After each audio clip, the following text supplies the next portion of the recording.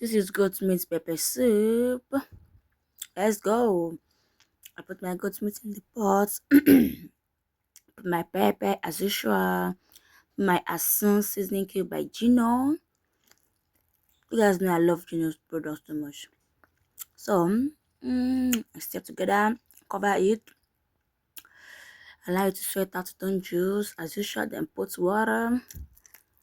I cover it. Allow it to cook very well. Since leave the aroma, guys. I'm even eating it right now. So let's taste together. Stir. And then I scoop it out. I bring it out into a blade like this.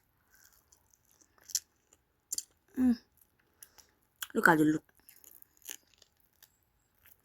Yes, it's spicy and it's delicious.